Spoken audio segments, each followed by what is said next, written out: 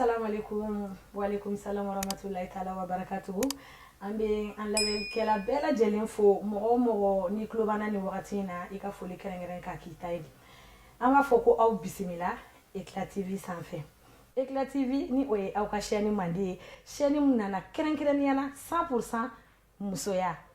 Ne y'a fɔ don o don ko ne bɛ ɲininkali kɛ don o don ko musoya ye mun ye parce que musoya filɛ nin ye a tɛ dɔn ka ban. N'i ye musoya kɛ cogo o cogo musoya tɛ dɔn ka ban. O hukumu kɔnɔna na an ka invité belebeleba min ni o b'an bolo kɔrɔ yan bi aw bɛ sɔn k'a dɔn aw ni ne an ka jɛ k'a fɔ Mina Pulo ɲɛna ambiance wusuna ko salamu alaikum wa rahmatulahi wa barakatuh. Wa alaikum salam wa rahmatullah. Mina Pulo basi t'i la. Baasi fosi tɛ n na alhamdulillah. I welela an ka plateau kan bi a ye joie jumɛn k'i la? Nisɔndiyara n sɛbɛra. Surtout venant de maman, ça fait vraiment plaisir. Merci beaucoup. Y'an ka weleli jaabi a diyara n ye kosɛbɛ an b'a fɔ k'i k'i bisimila Eclat TV sanfɛ. An filɛlikɛbagaw donc bi o ye bi ye siniya lakali ye an b'a fɔ aw ɲɛna ko Mina Pulo de bɛ an bolo kɔrɔ yan ni o ye ambiance wusuna Mina Pulo ye détail damadɔni b'an bolo ka o kɛ ni a ye ka ɲɛfɔ a ɲɛna a fana kɛ réponse da an ma o ye jumɛn ye an b'a daminɛ fɔlɔ Mina Pulo n'a fɔra ko Mina Pulo dɔrɔn aw hakili bɛ jigin mun de la fila Mina Pulo yɛrɛ ye jɔn ye? Mina Pulo est Aminata Diallo, fille de Samba Diallo et fille de Aïssata Ba, donc 100% Peul. O tɛmɛnen kɔfɛ Mina Pulo ye wusuna feerela de kɔmɔ yɛrɛ b'a kalama ka bɔ Paris ka cun ka na Bamakɔ ka sɔrɔ ka don suguba kɔnɔ. Wow. D'accord. Mina Pulo bɔra k'a ɲɛfɔ aw ɲɛna a fɔra ma ko Pulo n'i ko ko Pulo dɔrɔn o ye kuma bannen ye o ye fila de ye donc Mina Pulo ye fila 100% de n'i ko Diallo i tilala k'a fɔ ko ba mais Diallo ani ba o kuma tante ni tonton olu ye ɲɔgɔn sinankun ye dɛ. Ɲɔgɔn sinankun tɛ an bɛ se k'a fɔ musokɔrɔbaw y'an ka jɔn ye awɔ balakaw y'an ka jɔn ye balakaw bɛɛ b'o kalama parce que filaya fɔlɔ la Diallo la bɛɛ b'a kalama donc an de ye patron ye donc il se doit que kuma dɔ la an ka to ka faveur k'an ka jɔnw ye quoi an k'u ta ka na. Aw sɔnn'o ma ne kɔni bɛ tugu n ba kɔ ne bɛ tugu balakaw de kɔ Diallolakaw o kana diya aw la bi dɛ d'accord donc an ka baro fɔlɔ-fɔlɔ na an bɛ n'o tɛgu Mina Pulo la aw yɛrɛ bɛɛ b'a kalama k'a fɔ ko dugu girinnenba de don nin wagati in na dugu girinnen don o ye jumɛn ye seli sera donc seli sera facteur caman bɛ seli kɔnɔ facteur minnu bɛ seli kɔnɔ an bɛna Mina Pulo ɲininka o damadɔni na ka se k'i da don a la ka walawala an ye yanni an da ka don musoya tagabolo la ok aw bisimila Eclat TV sanfɛ Mina question fɔlɔ min bɛ ne bolo ka a poser e kunna seli sera an bɛ seli la kansinamusomaw gabuguda la u ka ko tagacogo i b'a dɔn n'a fɔra ko seli sera dɔrɔn uniforme jaba wɔrɔnfiniw a fɛnw ka ca mais o bɛɛ kɔnɔna na i bɛ taa sɔrɔ mɔgɔ kelen bɛ kansinamusoya kɔnɔna na min ka ko ni tɔw ta tɛ kelen ye e ka hakilina ye jumɛn de ye o ko la jaba wɔrɔnyɔrɔ la selidon sɔgɔmada in na? Bon selidon sɔgɔma a man kan tan tɛ parce que n'an y'a jateminɛ dans notre génération i bɛ taa sɔrɔ bɛɛ b'a fɛ ka ye bɛɛ b'a fɛ ka tobili ta à la normale bɛɛ b'a fɛ k'a ka touche personnelle nati dumuni na bon et pourtant plus touche personnelle bɛ na plus dumuni bɛ se ka kɛ sababuya ye ka tiɲɛ moi je pense que muso ninnu kan k'u bolo di ɲɔgɔn ma depuis avant que seli ma se c'est-à-dire n kɔrɔ ou bien n dɔgɔ a b'a fɛ an ka jumɛn de dilan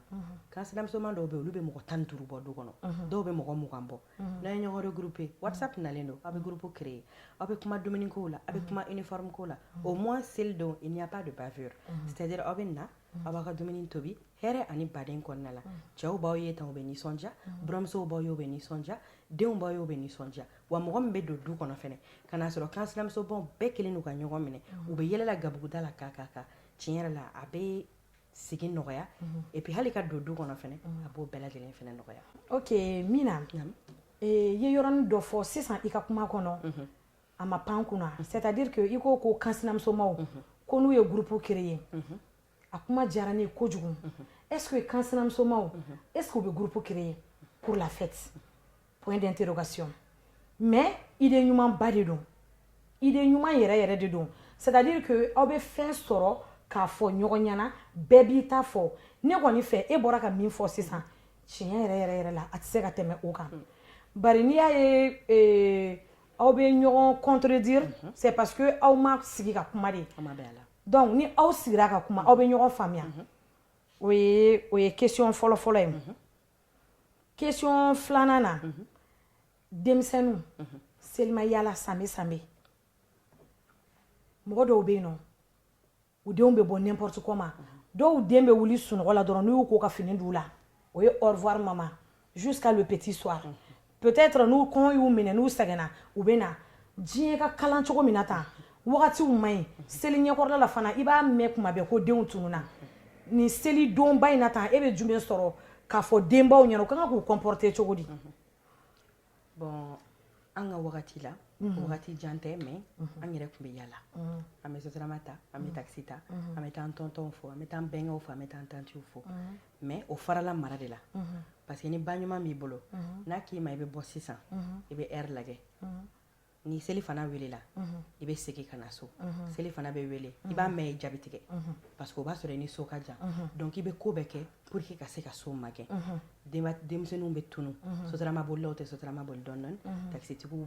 bɛɛ pressé don surtout moto taxi cayalen don sisan moto taxi cayalen don saba bɛ se ka yɛlɛ a kan comme fila bɛ se ka yɛlɛ a kan surtout denmisɛnninw ka dɔgɔn saba bɛ se ka yɛlɛ moto taxi kan aw bɛ taa aw ka ci kɛ mais mun de la denbatigiw yɛrɛ tɛ mobili ta u n'u denw ka yala ka to ka sanbɛ kɛ mun na n'u faw t'a kɛ ka to ka yala ka to ka sanbɛw kɛ pour moi n'o se t'i ye parce que bɛɛ n'a ka moyen de don exactement c'est ce que j'allais dire que tout le monde n'a pas les mêmes moyens donc ni mobili t'i bolo ni moto t'i bolo k'i b'i ka denbaya ta ka taga n'a ye bon sisan ne dun b'a dɔn denmisɛnnin ninnu bɛ yɔrɔ min na sisan bɛɛ b'a dɔn ko moto taxi c'est moins cher a b'i se yɔrɔ bɛɛ la mais seli ɲɛkɔrɔla in na conseil jumɛn bɛ yen nɔ non seulement k'a fɔ moto taxi bolilaw ɲɛna en plus k'a fɔ minnu fana bɛ yɛlɛ a kan parce que c'est les deux choses qui vont ensemble voilà moto taxi bolilaw conseil min bɛ yen moto taxi bolila caman bɛ ne yɛrɛ bolo a ye taa dɔɔni walidenw de b'aw kɔfɛ toujours a ye taa dɔɔni plus vous allez aller doucement mieux vous allez arriver ni mɔkɛ tun bɛ kuma dɔ fɔ o ye karisa i bɛ boli dɔɔni i bɛ accident fitinin kɛ mais i bɛ boli kosɛbɛ i bɛ accident belebeleba kɛ voilà n'u taara dɔɔni o bɛ nɔgɔya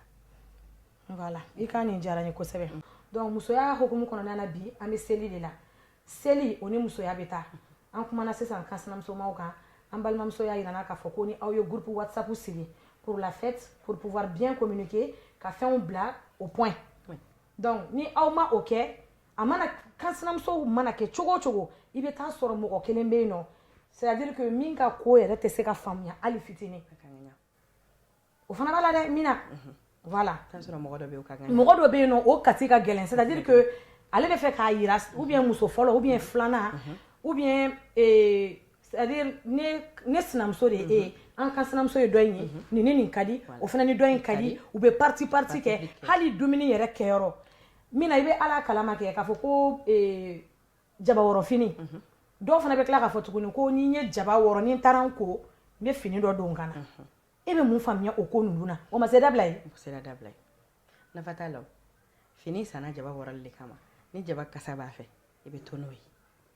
ka wulafɛla kɔnɔ k'a fɔ n ye jaba wɔrɔ ni n ka fini ye n bɛ tila ka taa fini wɛrɛ don dɔw bɛ se k'a kɛ ɲangarila kɔrɔbɔ ye k'a fɔ k'a t'u bolo tɛ dɛ mais a sann'a kama de donc a bɛ to n'a ye fɔ wulafɛ ne y'aw ka sogow jeni wagati min na n'a ka di min ye ka gɛzinɛri don o ka gɛzinɛri don n'a ka di min ye ka borode don o ka borode don sɔrɔw cogo tɛ kelen ye cɛw tɛ kelen ye aw yɛrɛ ka baarakɛ cogow tɛ kelen ye mais tout le temps fo mɔgɔ kelen de kɔni ka sɔrɔ sa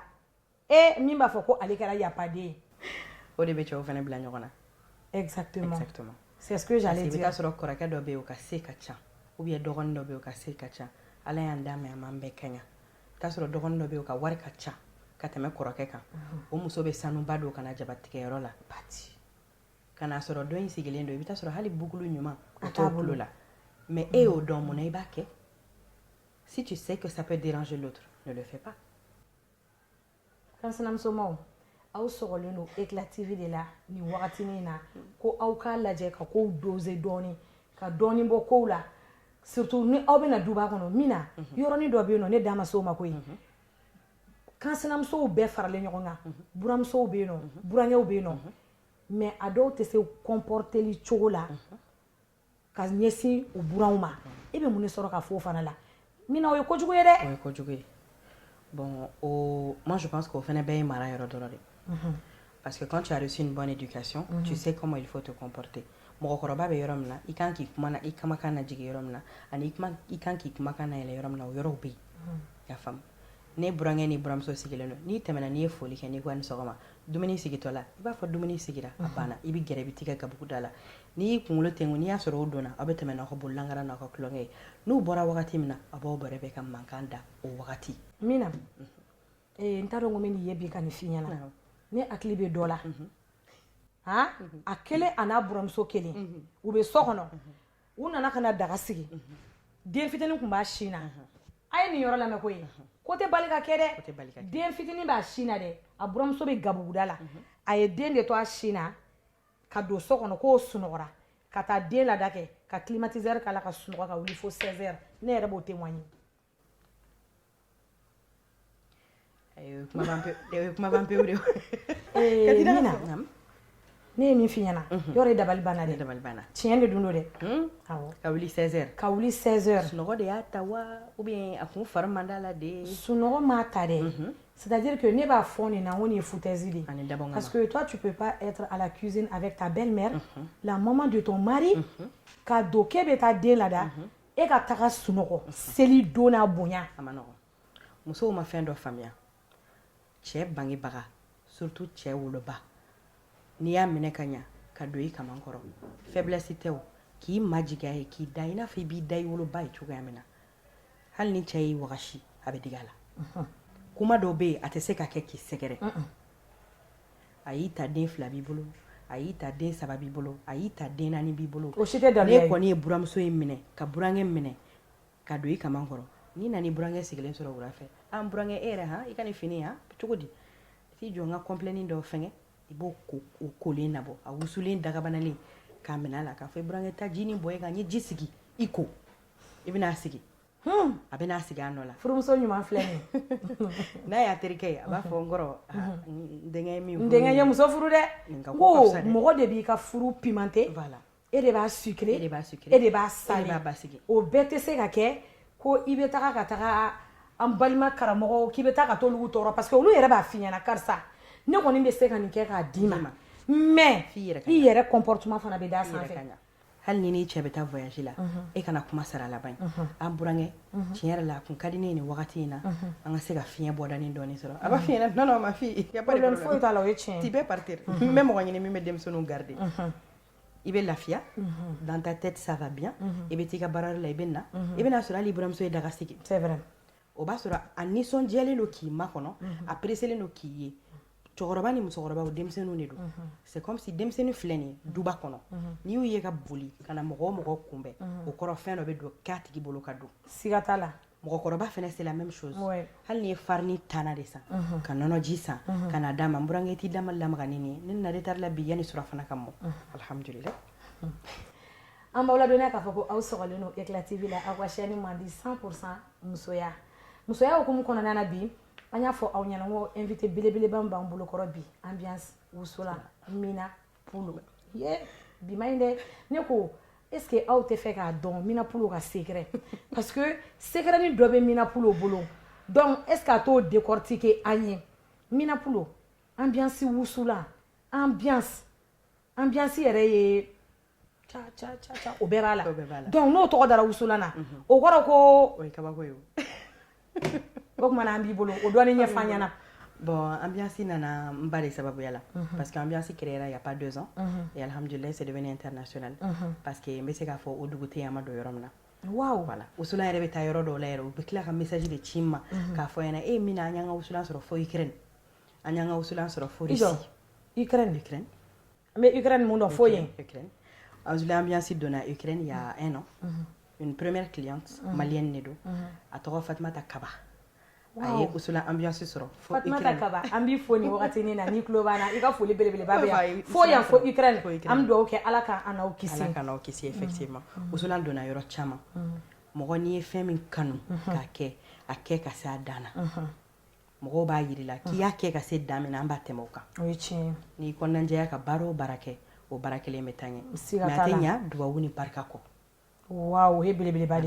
ye nya bonya da mbamso kɔrɔ a ko n'i ye fɛn fɛn kɛ wusulanko la n b'i kɔ parce que n b'a dɔn n y'i dege wa n y'i dege a la ka ɲa n b'a kɛ ni kɔnɔna juguya ye donc n b'i dɛmɛ an ka ɲɔgɔn dɛmɛ n bɛ dugawu k'i ye ala ka ambiance wusulan ta ɲɛ o don de ne y'a dɔn ko n kan k'a wele ambiance wusulan n'o tɛ tɔgɔ wɛrɛ tun bɛ yen min ni ambiance tɛ kelen ah bon oui bien sûr an bɛ se k'o tɔgɔnin mɛn a y'a fɛ k'a k'o tɔgɔnin fɔ an ɲɛna an k'o to siɲɛ wɛrɛ d'accord Mina Pulo ne bɛ fɛ i ka wusulan ni a échantillon dɔw nalen don i bolo i k'u bɔ Mina Pulo ne bɛ fɛ i ka kuma an ma bi de kuma a ɲɛfɔ an ɲɛna bi an k'a faamuya parce que wusulan ko in a tubabukan bɛ fɔ cogo di ko y a quoi dedans c'est mystique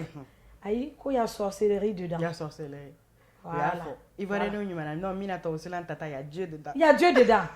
donc an bɛna Mina Pulo ka wusulan an bɛna qualité yira aw la aw kana ɲina fana Mina Pulo bɛ finiw de wusu Mina Pulo o fana secret in dun secret o bɛ yen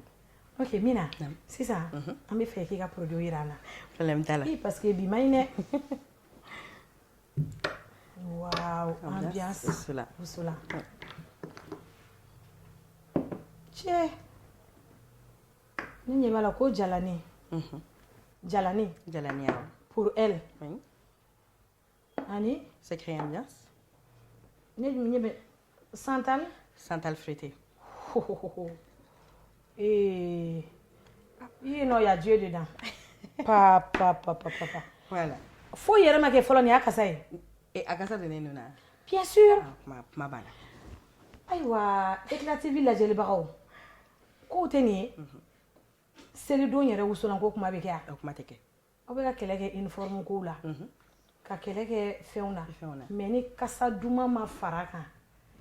Mina Pulo kasa ko in problème do dɛ problème do mɔgɔ suma man kan tɛ ka bɔ hali ni ye fansi don ni suma ka di jama bɛ tugu i kɔ Mina hali ni ye geni duuru la san i bɛ wusu wusu cogo de b'a la yɔrɔ a n'a kɛ yɔrɔ de fɛnɛ don hali geni tanna i b'a san i bɛ gɛrɛ dɔ la karisa i tɛ ka parfum dɔɔni kɛ nin kan a dɔɔni k'a kan i k'a mara 2 semaines i b'a kɛ i ka fini wusu mɔgɔw bɛ ɲininka ok Eclat TV kanubagaw ani Eclat TV filɛbagaw an b'a yira u la k'a fɔ ko Mina Pulo o de b'an bolo kɔrɔ bi ambiance wusulan Mina ne ɲɛ bɛ pour elle c'est uniquement parce que cɛ dɔw bɛ yen nɔ wusulan ka d'olu ye mais n'olu nana sɔrɔ tɔ ninnu tɛ yen nɔ pour elle dɔrɔn de bɛ yen pour elle filɛ nin ye olu bɛ mun kɛ pour elle bɛ wusu fan bɛɛ fɛ pour elle tɔgɔ tɛ dɔwɛrɛ ye k'a yira k'a fɔ e muso e de ta don pour lui bɛ na o mais awɔ olu bɛ o pour lui o bɛ toli la o olu ye 2 ans ou 1 an de macération ye pour lui bɛ na o ye cɛw kama ye parce qu'il faut savoir que parfum dɔw bɛ a ka di cɛw ye parfum dɔw bɛ a ka di muso ye parfum dɔ bɛ e bolo o suma tɛ se ka diya ne ye mais parfum dɔ bɛ ne bolo o suma ka di e ye donc toujours ni ne ye ka suma dɔn wusulan feerela n'i ye wusulan feerela lakika ye n'i y'a yɛrɛ yɛrɛ ye mɔgɔ a bɛ suma dɔ yiri la dɔrɔn automatiquement i b'a dɔn ani suma min ka kan parce que dɔw bɛ kasa gɛlɛman fɛ voilà dɔw fana bɛ léger nin de fɛ dɔw bɛ suma corsé fɛ corsé oui très bien corsé je pourrais dire que jalani in filɛ nin ye jalani parfum oud de b'a la bɛɛ b'a kalama oud ka girin mais ale n'a giriya bɛɛ il faut k'i ka se ka parfum wɛrɛ sɔrɔ min b'ale couper ok voilà donc o de ye a différence ye i ko nin ye jumɛn ye ko parfum jumɛn bɛ nin na nin parfum nin suma ka magan nin ye magama ye ko nin ye jumɛn ye nin ye oude ye voilà nin ye fleurie ye bon nin wusulan sugu yɛrɛ sɔrɔli ka gɛlɛn Bamakɔ kɔnɔ je pourrais dire que mɔgɔw b'a dilan mais k'a fɔ k'a dilan ka nana ye parce que nin yɛrɛ base tɛ jɛkalani ye ah bon awɔ nin base tɛ jɛkalani ye mɔgɔw t'a dɔn a bɛ kɛ dɔw kɔnɔ k'a base ye jɛkalani mais a base tɛ jɛkalani ye a base ye min ye olu secret tɔw bɛ na kɔfɛ Mina ne tɛ kuma i ko pour elle de ye nin ye ko pour lui fana bɛ nalen o bɛ nalen o siga ka b'i la dɛ ni n ye tantiw ta créer n bɛ tonton ta créer sinon i ka tonton kɔni ko vraiment ko wusulan in o b'a confirmer de à chaque fois mais sisan o jalani de tɛ yan jalani de don i bɛ se ka ale fana walawala n ye ale ye o de ye ɲɛ t'a jukɔrɔ ji la ale ye o de ye ude awɔ o ye tubabukan ye dɛ ude ye jumɛn de ye tan parfum dɔ de don oud o b'a wele de oud donc o de b'ale la ale ni parfum caman k'a macérer k'a ɲa k'a fili neti kan attention Mina wo sisan ne ye nin fila bɛɛ faamuya mais fruité sisan n'i ye wusulan ninnu jeni i joilen i bɛ cuillère de ta ka fruité dɔɔni dun wa ou bien ale fana e ka dɔn dun cogo di ma oh mais est-ce que aw ɲɛ b'a la hein ko santal fruité est-ce que aw yɛrɛ k'a lajɛ sa genre n t'a dɔn n bɛna ni dumuni fɛn min comparer mais n ka sumusumu parce que j'ai l'impression que cuillère de kan ka don a la k'a dun cuillère tɛ don a la papa donc dumuni tɛ a tɛ dun mais est-ce que aw ɲɛ b'a texture la aw ɲɛ b'a texture la u bɛ nin dɔn u b'a dɔn k'aw b'a dɔn u b'a dɔn a y'a bila commentaire kɔrɔ 40 kilos 2 semaines 40 kilos 2 semaines u b'a dɔn 40 kilos 2 semaines plus de 290 bouteilles au bâton. Ni bora kuma kono. Voir 300. Ou beni donc. Ou bâton. Ou santal frité donc. Comment donc ambiance wusula. O gilo de nunu eta. O gilo de nunu. Masonga nana chamay pour que kaseka moko inciter toujours ka nyini nana ni produit saboye. C'est les produits phares de la boutique. C'est les produits qui s'achètent le plus à la boutique. Mais c'est les produits qui s'achètent le plus et qui se vendent le plus. Comme à favori. Voilà. Très généralement, il y a des commandes qu'on a la fin de l'année au Lubena, au Relbena, Jaladi Bena, Santal Frité Bena. Donc, on va tenir à nous lui parce que mon robot est donc au Sebe. Aïwa, ma ira la kafa toujours ko aw sogalino Éclat TV 100% musoya. N'a fɔra ko musoya ni ninnu bɔra musoya la dɔrɔn musoya kɛra fu ye parce que muso yɛrɛ de kasa duman il faut pas que muso ka tɛmɛ inaperçu muso ka kan ka tɛmɛ avec de la très bonne sensation bien sûr. Vraiment muso a y'a lajɛ kosɛbɛ Mina n bɛna segin dɔɔni k'i ɲininka i ko pour lui ko e bɛ n'o dilan mais an balimakɛ dɔw fɛnɛ bɛ yen nɔ olu fana ka wusulan ko ye nahin de ye u b'a fɔ k'u t'o kasa fɛ e bɛ mun de sɔrɔ k'a fɔ o cɛw ɲɛna parce que muso dɔ bɛ tɔɔrɔ parce que j'ai l'impression que i b'a sɔrɔ nin bɛ muso bolo nin bɛɛ bɛ muso bolo mais a tɛ kun i la i ka jeni so kɔnɔ à la présence de ton mari mais pourquoi cɛ dɔw bɛ yen nɔ o tɛ wusulan fɛ e bɛ se ka mun de sɔrɔ k'o fɔ bon cɛ dɔw bɛ yen i bɛ taa sɔrɔ asthme b'u la cɛ dɔw bɛ yen i bɛ taa sɔrɔ tellement u ye kasa goman supporter à la fin même si c'est bon ils ne supportent plus bon cɛ dɔw bɛ yen fɛnɛ ils vont tolérer un peu mais i bɛ taa sɔrɔ ni muso ye ambiance wusulan wusu bien évidemment ambiance wusulan kuma ye o de ye o fɔ ni muso ye ambiance wusulan wusu bien évidemment cɛ b'a fɔ ah dɔgɔ i ye bi falen dɛ nin kasa ka di nin suma ka di et puis j'ai remarqué quelque chose aussi ne b'a mɛn mɔgɔw da ko ni bolo bɛ don wusulan na ko ka wusulan dilan k'a b'a kasa tiɲɛ est-ce que o kuma in bon n'i bɛ ka wusulan dilan ko ka to k'i bolo don a la ko ka wusulan lamaga ko o man ɲi wusulan na ko bɛ wusulan odeur ko b'a a dénaturer quoi ou bien fɔ cogo di voilà donc ne b'olu mɔgɔ kelenw fɛnɛ ɲininka wusulan bɛ bɔ dugu jukɔrɔ de wa ou bien a bɛ bɔ sanfɛ de wusulan c'est une plante qu'on déracine avec la main mun de b'a to tɛgɛ tɛ don wusulan na a ye nin bila commentaire la Mina Pulo segin nin yɔrɔ kan kosɛbɛ parce que depuis anw ka dɔgɔ on entend parler que n'i b'i bolo don wusulan na k'a kɛ tasuma la min bɛ to bouteille kɔnɔ o de bɛ tiɲɛ k'i ka cuillère de don a la k'a ta k'a kɛ tasuma la et non i k'a ta ni i bolo yɛrɛ ye k'a kɛ tasuma la n'i b'a dilan bolo tɛ don a la n'i b'a kɛ tasuma la bolo tɛ don a la là je pourrais dire que mɔgɔ minnu bɛ wusulan ta k'a to bouteille kɔnɔ u tɛgɛ la mɔgɔ caman yɛrɛ b'a reproche kɛ ne la effectivement tantew caman b'a kɛ tonton caman b'a kɛ karisa wusulan ta ni cuillère ye mais pour moi ne ka publication na c'est plus joli ni n b'a ta ni n tɛgɛ mun na ne bɛ jaabi da kuma bɛɛ c'est pour avoir les mains directement en contact avec le wusulan effectivement c'est plus civilisé i k'a ta ni cuillère ye o de cɛ ka ɲi mais wusulan dilanyɔrɔ la k'a fɔ ko 10 kilos b'i bolo 30 kilos b'i bolo ou bien 40 kilos b'i bolo k'a fɔ k'i bɛ taa gan de ɲini ko ka n'i tɛgɛ don o kɔnɔ ka tila ka wusulan ɲagami moi je n'en vois pas forcément la peine parce que ne ba bɛ nin baara in na ça fait depuis 1981 bi ko tɛ a b'a tɛgɛ kɛ ka wusulan ɲagami a m'a kɔrɔ a ma peau sèche bila la a ma fosi k'a la mɔgɔ wɛrɛw fɛnɛ b'a bolo baara la plus de 15 ans u b'u tɛgɛw kɛ ka wusulan ɲagami wusulan bɛ déraciner de ka bɔ dugu la a dalen tɛ kɛ duguma a tɛ bɔ sanfɛ a tɛ yɛlɛ i n'a fɔ ko kaba non a bɛ déraciner de ka bɔ dugu la mun de b'a déraciner tɛgɛ D'accord. Donc Mouna tegete de usulana. D'accord. Je pense qu'ils ont juste voulu mystifier la chose pour que mɔgɔw ka u mabɔ a la. Muso jeune k'u mabɔ a la a tɔ ka to kelen-kelenninw ni ɲɔgɔn cɛ pour que olu bɛ se ka u baser ani k'u fixer a kan. Mais moi je veux que tout ça aujourd'hui o bɛɛ ka bɔ yen. D'accord n y'o yɔrɔ faamu. Question fitinin dɔ bɛ n bolo o yɔrɔ la fana. An lajɛlikɛbagaw an b'a yira la k'a fɔ ko aw sɔgɔlen don Eclat TV de la aw ka chaîne man di bi de ye bi ye wusulanko gindo a secret fɛn fɛn mun dogolen don a kɔnɔna na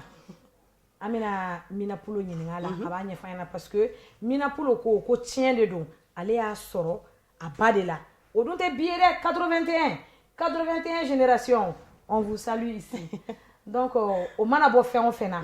o tɔ tɛ to caman ye 81 denw yɛrɛ denw sɔrɔ ni kuma ka di na n b'a fɔ hali mɔden b'a dɔw bolo ni ala ye furu diya u la ka wolo joona diya u la Mina nin yɔrɔ la on a entendu aussi que jeune fille qui n'est pas mariée n'a pas le droit qu'à wusulan jeni n'a pas le droit qu'à wusu. Est-ce que c'est vérifié ou bien c'est comme ça? Je pense que nous tenons prononcer au sujet parce que chacun a son idéologie et chacun a sa manière de penser les choses. Ni dɔw ɲininka u b'a fɔ ko a bɛ se ka u ka cɛ sɔrɔ gɛlɛya ni dɔw fana ɲininka a b'a fɔ ko foyi t'a la i b'i suma diya dɔrɔn de ka bɔ. Mais je ne tiens pas à parler sur ce sujet-là maintenant. Donc o yɔrɔni an b'o to entente bolo olu de bɛ se ka o confirmation jɔnjɔn d'a ma mɔgɔ tɛ mɔgɔ sɔsɔ parce que bɛɛ bɛ faamuyali kɛ ka da i ka dɔnta de kan o yɔrɔ faamuyala Eclat TV kanubagaw j'espère que a ye nin yɔrɔ faamuya kosɛbɛ kosɛbɛ an ni Mina Pulo an ma fara ɲɔgɔn na an bɛ ɲɔgɔn na yan bi a y'aw connectelen to aw k'a bila commentaire jukɔrɔ aw ma fɛn minnu faamuya fɛn minnu curiosité bɛ aw la aw bɛ fɛ ka fɛn jumɛnw dɔn wusulanko tagabolo la an kɔni sigilen bɛ yan mura de ye ne minɛ papa je vois fɛn jɛmanin dɔ sigilen bɛ yan Mina i bɛ se ka fɛn jɛmanin ta k'a jira an filɛlikɛ jamaw la fɛn dɔ b'a kɔnɔ dɛ j'ai l'impression que bougie de don effectivement comme i ka kuma kɔnɔna na i ko cɛ dɔw bɛ yen ka to ka wusulan sisi suma mɛ ka so duruntu ni sisi ye o tiɲɛ yɛrɛ la personnellement o man di ne yɛrɛ ye i y'a faamuya donc nin bɛ se ka i permettre pour que i bɛ se ka wusulan sisi cogoya min na kɛnɛkan ko dɔ a bɛ k'aw yɛrɛ ɲɛna sisan n bɛna minɛ ok o tumana démonstration kɛ an ka ye voilà là bougie minɛ na mais fɛn tɛ ci ya ayi a tɛ ci a tɛ pɛrɛn ni tasuma digira la ni tasuma digira la a dabɔlen don a kama a dilannen don a kama tubabuw b'a wele bougeoir an yɛrɛ b'a wele bougeoir olu b'u ka huile essentielle de k'a sanfɛ jasmin tan pour que a ka se ka yɔrɔ suma diya cogoya min na mais an b'an ta utiliser ni wusulan ye n t'a dɔn n'i y'a jateminɛ a bɛ ka commencer ka sisi depuis ni sisan donc sisan i b'i ka wusulan ta kɛra geni o kɛra santal frité o mais hali geni ninnu bɛ se ka jeni a la hali geni bɛ se ka jeni a la bien sûr donc là i bɛ na i ka poudelle dɔɔni kɛ jalani excusez-moi i bɛ n'o dɔɔni kɛ tasuma la a ma se i k'a caya i b'a dɔɔni kɛ comme a yɛrɛ ɲɛ b'a la mais parfum dɔ fana sigilen bɛ kɛrɛfɛ dɛ o ɲɛci fana ye jumɛn ye o ɲɛci caman bɛ na kɔfɛ ale bɛ se ka kɛ bougeoir kɔnɔ ale bɛ se ka kɛ bougeoir sanfɛ c'est-à-dire là i b'ale dayɛlɛ i b'a nin fiyɛ Mina Pulo a di yan k'a lajɛ tan nin y'a ye toujours pour que ka se ka tuluji apporter wusulan ye donc aw yɛrɛ ɲɛ b'a la a bɛ sisi ne yɛrɛ dabali b'a la sans problème donc sisan ko bɛɛ nɔgɔyara an bolo fo ni an yɛrɛ de y'a gɛlɛya an yɛrɛ bolo filɛlikɛlaw aw yɛrɛ ɲɛ b'a la bougie o de filɛ nin ye k'a tɔgɔ bougeoir tubabukan in ma nɔgɔn dɛ ka sɔrɔ ka wusulan k'a sanfɛ a bɛ ka tobi de i bɛ se ka nin i yɛrɛ k'a ni santal frité dɔ ɲagami i b'o ji dɔɔni k'a la i bɛ se k'o datugulan jɛngɛ k'o ji Mina Pulo kana to n ka si Eclat TV kɔnɔna na yan su in na dɛ problème t'a la donc an bolo don a la awɔ i bolo don a la voilà sisan i bɛ datugulanin k'a la k'a kun jɛngɛ dɔɔni pour que a ji bɛ se ka jigin a la cogoya min na bi ma ɲi voilà donc en tant que bougie ma sa a bɛ tobi en tant que bougie ma sa a bɛ tobi i n'a fɔ ko daga bɛ tobi cogoya min na est-ce que ne bɛ nin kɔrɔ fɔ aw ɲɛna a bɛ funteni tigɛ i n'a fɔ ko daga bɛ tobi cogoya min na i b'a fɔ kuma kɔni tɛ yen ko sisi bɛ so kɔnɔ kɔni et puis a bɛ ka odeur fili de a b'a fili saliyabagatɔw ni aw ta ye ne ni ɲɔgɔnnaw cɛ minnu fana tɛ sisi fɛ olu musow ta de ye nin parce que n'i y'a jate fana minɛ sisi ba in fana so kɔnɔ c'est pas évident c'est très désagréable c'est vraiment pas évident funteni b'an kan courant bɛ tigɛ n'a fɔra i tilala ka taa so kɔnɔna kɛ gabugu ye a ma nɔgɔn a bɛ bɔli nɛgɛ don a la dɛ Mina ne tɛ kuma i b'a dɔn a bɛ ka kɛ cogo min na a yirantɔ bɛ ka kɛ i b'a fɔ ko n'i y'i ka jaba sɔsi dilan ka paprika k'a la voilà ka curcuma k'a la o de tɛ a n'a fɔ so in a juguyara ma ni dabali ma ban ni kɔngɔn la dɛ a bɛ ka yiran de a bɛ yiran de plus a bɛ yiran plus a bɛ sisi tigɛ a bɛ ka sisinin tigɛ wa sisinin ye fitinin de ye mais puissant mankanba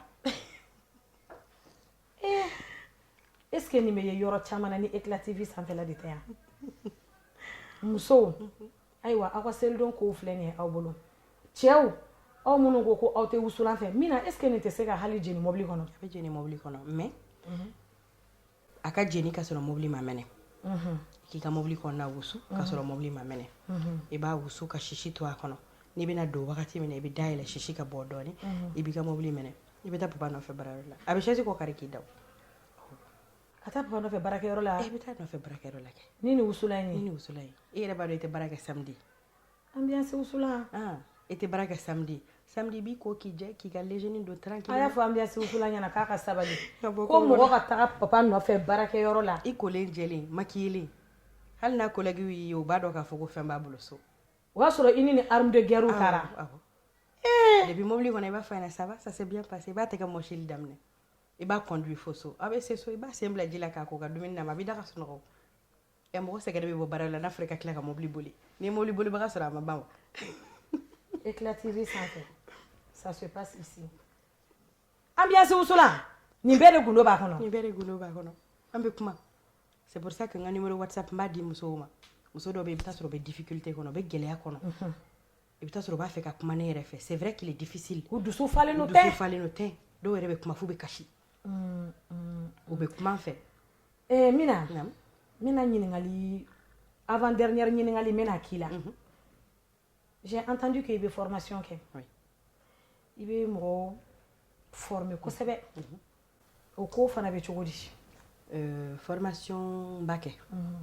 n ye formation initiative ta a mɛnna à faute de temps et à faute a kɛyɔrɔ mais fanga nana bonya demande nana bonya fo n labanna ka na kɛ donc ne bɛ formation kɛ bitigi la directement tellement jama bɛ cɛya fami kɔrɔ ɲɔgɔn kan bitigi c'est vrai a ka bon mais ce n'est pas fait pour 15 personnes ce n'est pas fait pour 10 personnes mais an m'an débrouiller mɔgɔ ni fɛn min dɔɔnin ka di ye i bɛ n'a la an m'an ka modificateur sigi an m'an ka ventilo kala an bɛ bitigi datugu an da la question o question bɛ yen n'u b'a fɛ ne k'a f'u ɲɛna n'u b'a fɛ an k'a walawala a bɛ walawala programme dɔ de bɛ d'u ma weleli bɛ kɛ ni formation in bɛna kɛ tan aw bɛna nin de dɔn aw bɛna nin de dɔn aw bɛna nin de dɔn n tɛ dan o dɔrɔn ma n b'u ta fɛnɛ ka taa n'u ye foro la saraka tɛnɛ bɛ bɔ yɔrɔ min na a bɛ ci cogoya min na jumɛn de bɛ kɛ k'a ci attends saraka tɛnɛ a bɛ bɔ yan yɛrɛ de ya saraka tɛnɛ bɛ bɔ Maroc ok saraka tɛnɛ bɛ taa conteneur kɔnɔ u ɲɛna u b'a bɔrɔ da u kun ka taa n'a ye foro la muso minnu bɛ sara k'a kɛ olu fɛnɛ bɛ don o cadre de kɔnɔ Minapulo ni ma taa ni ye dɔɔni dɔɔni n bɛ ka ɲɛnamini c'est-à-dire saraka tɛnɛ bɛna ka bɔ Maroc voilà conteneur de la dans un état brut mɔgɔw de fana recrutelen b'i bolo minnu b'a ta ka taa ni foro fana la minnu b'a ta sɔgɔmada joona fɛ ka taa nettoyer ka taa susu k'a tɛntɛn k'a fiyɛ k'a nɔgɔ bɛɛ bɔ a la aw b'o de sɔrɔ automatiquement au marché. C'est-à-dire qu'on vous propose un produit qui est complètement fini. Vous achetez le sarakataneh, vous le mouillez et vous le préparez. Éclative kanubagaw an b'a ayira la k'a fɔ ko aw sɔgɔlen don musow ka émission de la aw yɛrɛ kuma bɛɛ mɛn dɛ n bɛ se nin na ko nin bɛ n bolo o de ye waso ye mais n bɛ se nin na i ni o bɛ tagama surprise belebeleba dɔ b'an bolo surprise in ni nɛgɛw m'an sɔsɔ ni ala sɔnna a ma aw bɛ na o témoignage ye jabaranin sanfɛ o ye a yɛrɛ ka kalanden belebeleba dɔ de ye an tɛna a fɔ a ɲɛna mais an bɛ na jɛ ka image in lajɛ ɲɔgɔn fɛ ni ala ka jɛ ye parce que ne ni a tigi de tora baro la a ko ne ma ko ko Minapulo ko ne bɛ Minapulo dɔn dɛ j'aurais même voulu que a ka kɛ plateau kan mais elle a voyagé pour aller fêter à Ségou donc ni an balimamuso tulo bɛ an na nin wagati in na a ka foli belebeleba bɛ aw yɛrɛ ɲɛ bɛ kɛnɛ wasara kɛnɛ kasa ka di musoya minɛnw bɛɛ de dafalen bɛ kɛnɛ kɔnɔ yan musoya minɛn tɔw bɛ Minapulo bolo a ko ko a ma se ka na n'a bɛɛ ye juste minnu bɛ sugu kɔnɔ ni bɛɛ girinnen don a kan a nana ni olu ye ka na o yira an na pour que an ka se ka an ka baara kɛnɛ n tun y'a f'i ɲɛna an ka kuma kɔnɔ n ko an balimamuso dɔ bɛ yen nɔ i y'a former baro kɔnɔna na a ye détail dɔw fɔ ne ɲɛna ne tɛna se ka o détail surprise k'o f'i ɲɛna mais e ni ne an n'an filɛlikɛbagaw an ka jɛ k'a lajɛ an ka jabaranin na.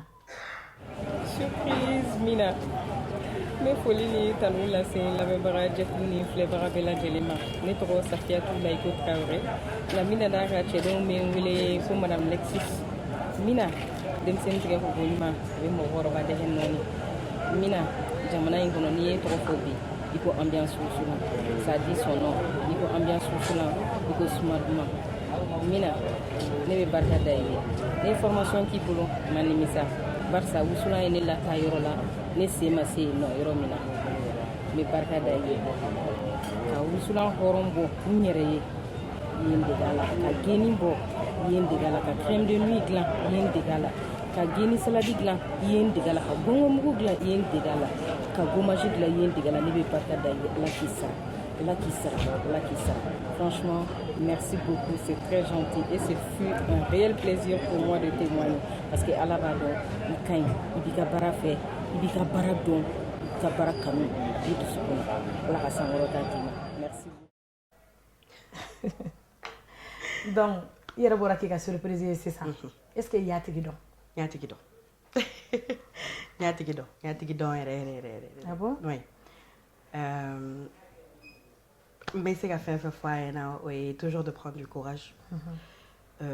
Ousoula, je suis très émue.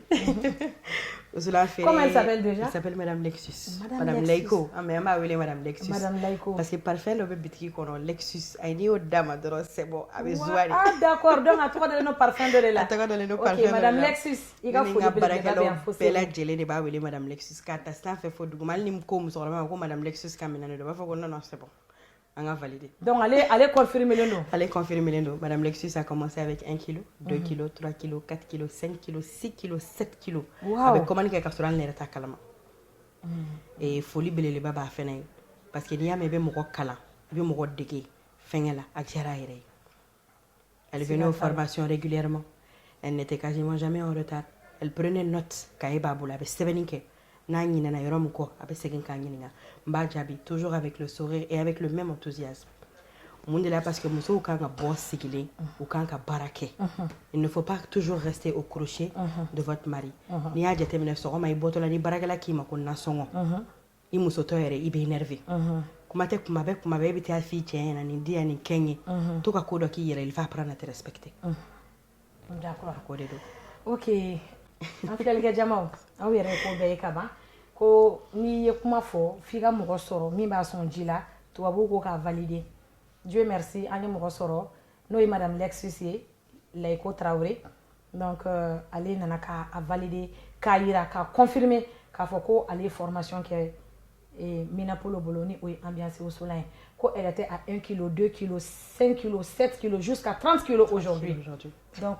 chapeau à toi, chapeau. Madame Lexus. Ko Lexus in fana ma da la gansan. Lexus in ma da la gansan. A darila de parce que suma de kara kojugu. Suma duman de fɛ. O de kara kojugu. Donc i ka foli belebeleba bɛ yan nɔ malgré que a bɛ ka taa Segu. A bɛ seli kɛ la Segu ni wagati la. N y'a wele dɔrɔn ko karisa n ko ni i bɛ se ka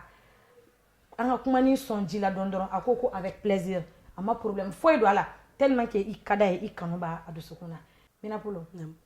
An bɛ ka boli ka se Chana. Kulu ni shaman jambilen welewelekan jumɛn b'i bolo ani ladilikan jumɛn b'i bolo k'a lase musow ma toujours seli cadre kɔnɔna na parce que sini ye seli ye wagati sera dɛ wagati sera aw y'a hakili to aw yɛrɛ la a ye dumuni dumanw bɔ daga kɔnɔ a ka se kumakan dumanw na a ka se aw yɛrɛ la a ka se aw daw la nin ko min kɛra la n'a digira la a y'a mɔ a tɔgɔ la n'a m'i tɔgɔ dɔgɔya a b'a bonya ka taa fɛ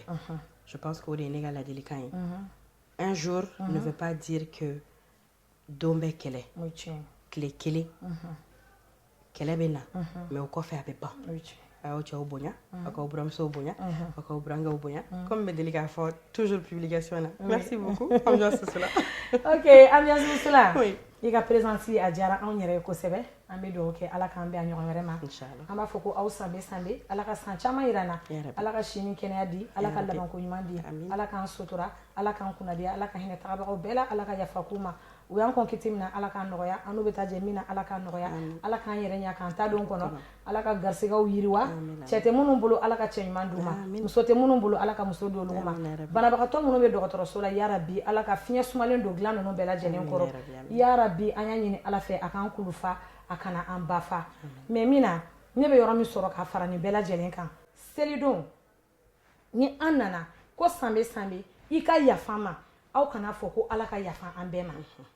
parce que ni kɛlɛɲɔgɔnmaw ye kɛlɛ kɛ ni ko yafa ma dɔw b'a fɔ ala ka yafa an bɛɛ ma i ma fɛn kɛ na ne yafar'i ma a y'o bɔ a la an ka yafa ɲɔgɔn ma diɲɛnatigɛ yɛrɛ bɛ yɔrɔ min na sisan min na le monde est très très faux i bɛ ko bɛɛ kɛ bi sini kɔntara tɛ mɔgɔ sini ala cɛ ko i b'o ye a y'a kɛ o ala belebeleba kosɔn ka kɛ kira n'a ka seba n'a ka jama bɛɛ lajɛlen barika kosɔn aw ka sabali ɲɔgɔn kɔrɔ kisi nɛɛma bɛ kira n'a ka jama bɛɛ lajɛlen ye aw ka sabali ɲɔgɔn kɔrɔ aw ka muɲu ɲɔgɔn kɔrɔ seli tile kelen a ye fɛn o fɛn les anges de guerre là il faut vraiment les enterrer aw ka kɛlɛ ban pewu pewu depuis seli su a ye kɛlɛ ban pour que n'aw sera gabuguda la o b'a sɔrɔ joie de vivre ni dɔɔnin kɔni bɛ yen nɔ mais ni aw tɛ kuma ɲɔgɔn fɛ c'est même pas la peine aw ka taa uniforme tigɛ aw k'a fɔ ko aw bɛna ka na sun tobili kɛ k'a sɔrɔ a ma se aw kɔnɔ aw bɛ ka tobili min yɛrɛ kɛ baraji t'a la